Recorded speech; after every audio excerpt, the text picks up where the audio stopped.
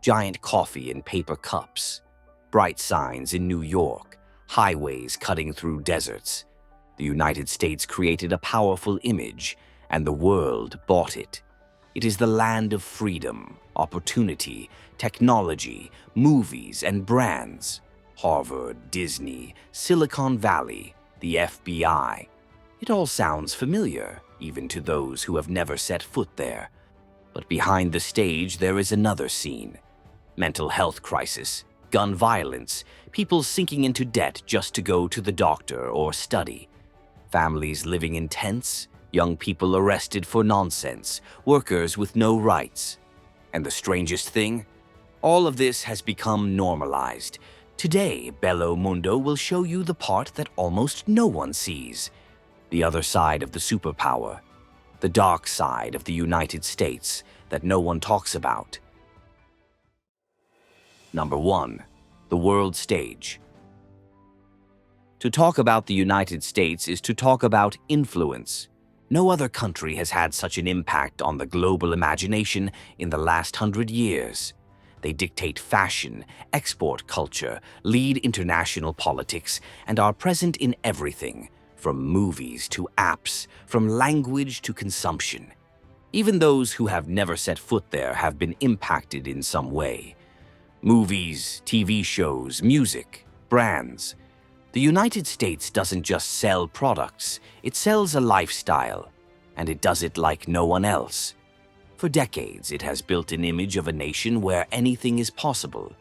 A place where individual effort is rewarded, where anyone can come from nothing and make it in life.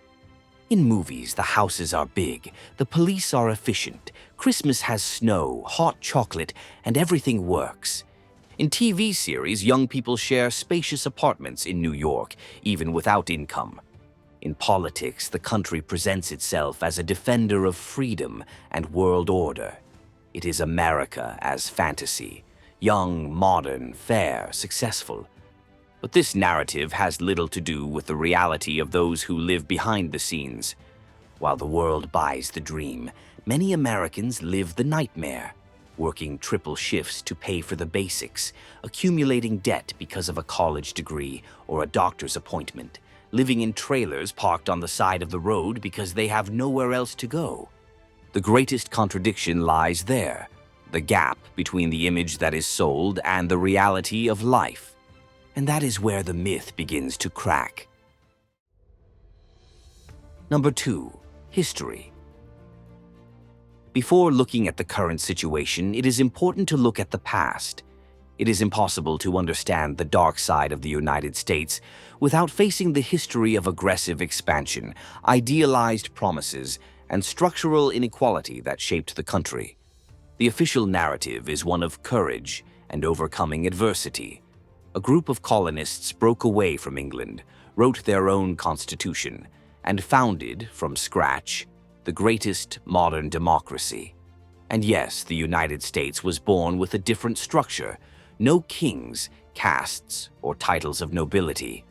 But this free origin hides a heavier reality. The independence of 1776 was won through war and sustained by slavery. While there was talk of freedom, millions of Africans were enslaved in the south of the country, sustaining the economy on plantations. Then came expansion.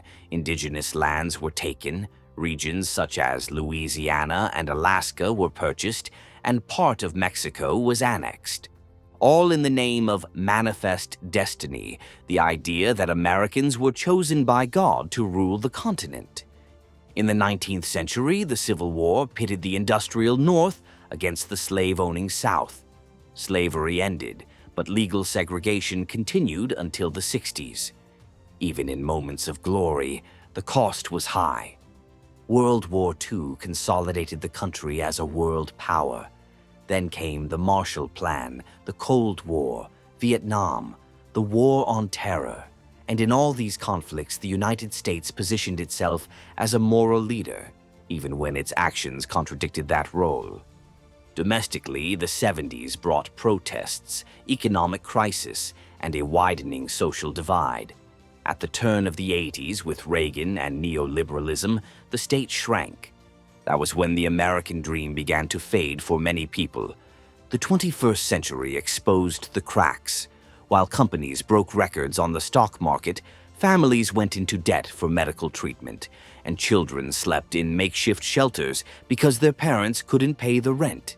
These cracks are now wide open on the streets of New York and in the corridors of Detroit.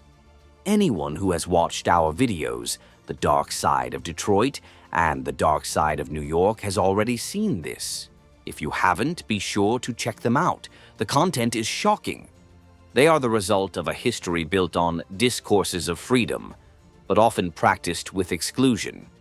And now that you understand a little bit of the history, it is against this backdrop that we begin to delve into the open wounds of the most powerful country on the planet. The first of these is the drug epidemic that has already claimed millions of lives and remains out of control. Number 3. The opioid crisis.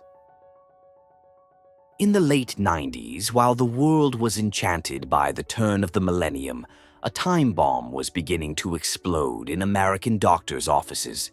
Silent, without weapons or protests, sold in white jars with a label, a prescription, and even television commercials. It was the beginning of the opioid crisis, a class of powerful painkillers that promised pain relief but delivered addiction. The best known was OxyContin, based on oxycodone. Pharmaceutical companies claimed that the risk of addiction was low. Doctors began prescribing it readily. Millions of people started using it. But these drugs are highly addictive. The body becomes accustomed to them, the dose increases, and addiction sets in. Entire families were caught in this spiral, people who started with surgery or back pain. When the government tried to control distribution, it was too late. Many switched to more dangerous drugs, such as heroin and fentanyl, a synthetic opioid up to 100 times stronger than morphine. In 2022, more than 107,000 people died from overdose in the United States. Most from opioids. That's almost one death every 5 minutes. The impact has been felt everywhere. Big cities, suburbs, rural areas. Schools train students to recognize overdoses. Babies are born with withdrawal symptoms. Today, the country distributes naloxone, a drug that reverses overdoses. But none of that brings back the lives that have been lost. And speaking of lost lives, the next chapter is about another kind of tragedy: guns. Number 4. Gun violence. There's a sound that has become part of everyday life in America, and it's not a siren or a car horn. It's the sound of gunfire, of a burst of shots, of the fear that comes before the rush. In no other developed country are guns as much a part of life as they are in the United States.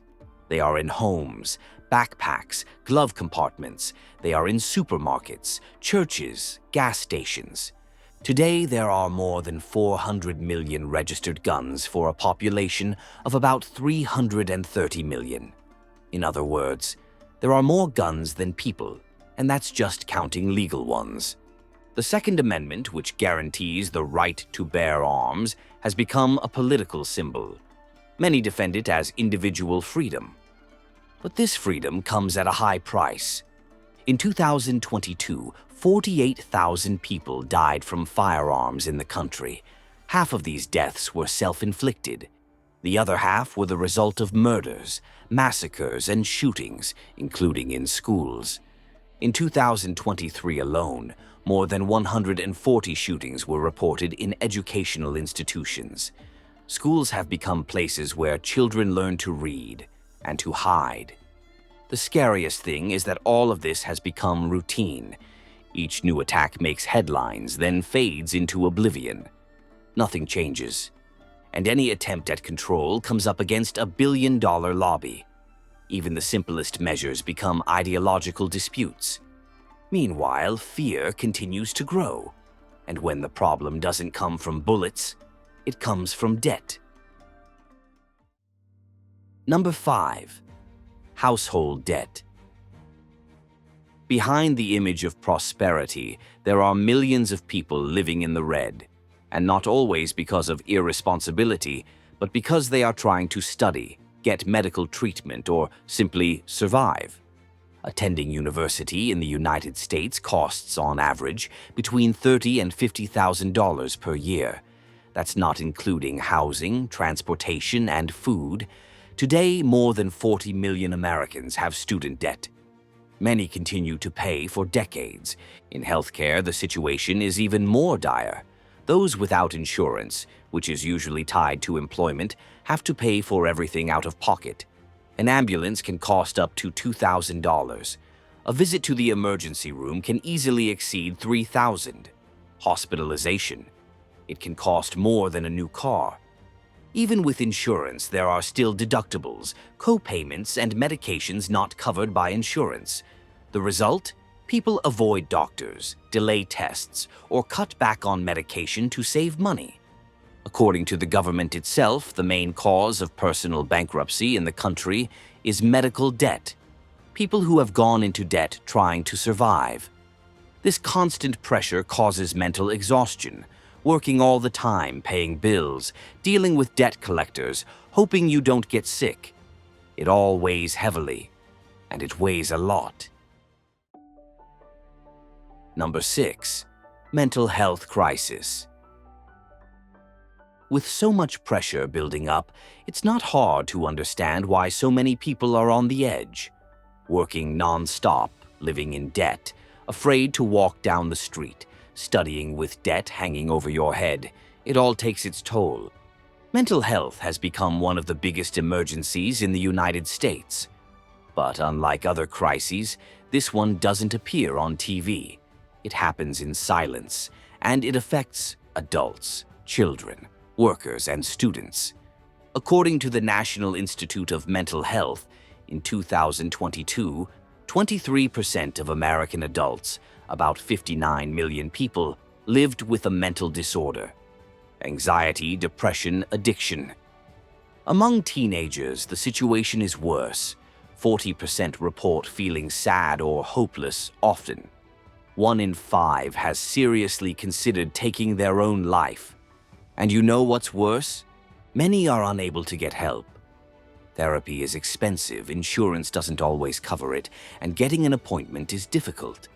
In addition, the stigma is still strong. Many people hide or ignore the problem until they can't anymore. This impacts work, school, relationships. Some people miss work, lose their jobs, isolate themselves. Mental health is also linked to other crises: substance abuse, domestic violence, school dropouts, and even life on the streets. The government tries to respond with campaigns and psychological support in schools. But, as always, those who have money take care of themselves. Those who don't endure and suffer in silence. And when the system fails to treat them, it often punishes them. Number 7. A profitable prison system. In the United States, many things that in other countries would be handled by social services become police matters. People in emotional crisis, illicit drug users, homeless people, vulnerable teenagers, they all end up in the justice system. The country has less than 5% of the world's population, but accounts for 20% of the world's prisoners. That's almost 2 million people behind bars at any given time. It's not because more crimes are committed, it's because the criminal justice system was designed to punish. Harsh laws, mandatory minimum sentences, and unequal access to defense create an unfair scenario. Some people serve decades for drug possession, while others with good lawyers get deals even with violent histories. Racial inequality weighs heavily. Black people make up 13% of the population, but more than 30% of prisoners. Latinos are also imprisoned at a higher rate than whites. More than half of inmates have a history of mental illness or substance abuse. Many are in prison when they should be in treatment. But treatment is expensive. Imprisonment is not. Private companies profit from prisons, public contracts, and cheap labor. The more people are incarcerated, the more money is made. Worse still, the impact of this is not confined to prison cells. When someone is released from prison, their criminal record remains. It becomes more difficult to find a job, study, or rent a place to live. Recidivism is high, and the cycle begins again. It's as if the system were designed to go around in circles. Arrest, discard, arrest again. Number 8. Racial and economic inequality. Despite the idea of equal opportunity, the United States is still extremely unequal, and the difference between those who have a lot and those who have nothing is evident on every street corner. It is common to see neighborhoods with huge houses, manicured lawns, cars in the garage, and a few blocks away, streets with shacks, broken sidewalks, and dilapidated schools. This inequality is not only financial, it determines where a person will study, how they will be treated at the hospital, whether they will drive or take public transportation, and even how long they will live. In some cities, life expectancy has varied between neighboring neighborhoods for over 20 years. And yes, skin color matters. White people accumulate on average almost 10 times more wealth than black families. Latinos also lag behind. This affects access to housing, credit, employment, health insurance, and even inheritance. These differences are not new, and they continue to repeat themselves. Today, the richest 1% holds almost a third of all the wealth in the country. Meanwhile, about 40 million people live on less than $2,000 a month. These are people who work, pay taxes, but can't save anything because they don't earn enough. Number 9. Working hard and still falling short. Some people work all day, every day of the week, and still can't pay for the basics. In the United States, this is more common than it seems. The idea of economic freedom has, in practice, turned into a life of odd jobs. Delivery apps, app-based transportation, digital freelancing, the so-called gig economy, where everyone fends for themselves. It seems flexible, but it's unstable. There are no vacations, no bonuses, no health insurance. If you get sick, you don't get paid. If the app crashes, your income disappears. Almost 40% of the American workforce already lives under this model, and most are immigrants, young people, people of color. Many people need 2 or 3 jobs to make ends meet. Meanwhile, the cost of living keeps rising: rent, gas, food, insurance. Everything goes up except the certainty that there will be anything left over. And all it takes is one thing to go wrong: a layoff, an accident, an illness, for everything to fall apart. When the bills can't be paid, cuts have to be made. First health insurance, then food, then housing. And then what was just instability turns into something else: despair. For many people, the end of the line is the street. And that's exactly the corner we're about to turn. Number 10. Housing crisis and homelessness. The number of people living on the streets in the United States has never been higher. In 2024, the number exceeded 770,000, a historic record. And it's not just in large cities. The crisis has reached small towns, rural areas, and middle-class neighborhoods. People are living in tents on the side of the road, in cars, in trailers falling apart. The reason is clear: housing prices have skyrocketed, while the minimum wage remains stagnant. Renting a one-bedroom apartment in cities like Los Angeles or New York costs more than $2,000 a month, and the federal minimum wage remains at $7.25 an hour. Furthermore, those who have lost everything cannot get back on their feet. Renting requires credit, a security deposit, and a history. Those who have fallen out of the system can no longer get back in, and being ignored is almost the rule. City governments are trying to respond with shelters and social programs, but it's not enough. In some places, the response is even worse. Laws prohibiting camping in public spaces, forced evictions, and patrols that simply tell people to leave, without offering them anywhere else to go. Among the homeless are entire families, single mothers, veterans, young people kicked out of their homes, and people with untreated mental disorders. It is a harsh portrait of inequality and the total absence of public policy. Even so, the discourse continues. This is the land of opportunity. But for many people, all that remains is a backpack, a blanket, and a place in line for soup. Number 11. Attempts at a solution. Faced with so many problems, it is natural to ask, is there a way out? Little by little, yes, but almost always far from the spotlight. There are programs, initiatives, and many people trying to change this reality, even with little support. In the opioid crisis, one of the focuses has been the distribution of naloxone, a drug that reverses overdoses and can save lives in minutes. In addition, free treatment centers and harm reduction initiatives have sprung up in several cities. Against gun violence, young people are leading movements for gun control and education. Some cities have passed stricter laws, even in the face of resistance. In healthcare, Medicaid, a public program for low-income people, has been expanded. In the prison system, the First Step Act, passed in 2018, allows for reduced sentences for nonviolent crimes and expands rehabilitation programs. In education, the debate over student debt forgiveness is growing. NGOs help with emergency medical expenses. Protests for racial justice have also driven change. Review of bail laws and support for minority-owned small businesses. But there is still a long way to go. There is a lack of commitment, priority, and real accountability on the part of political leaders. For now, without a serious long-term plan, much of this remains just window dressing. So, what did you think of this other side of the United States? Did you already know all this, or did something surprise you?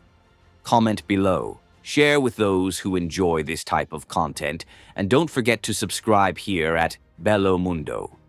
Thank you very much for joining us. See you next time.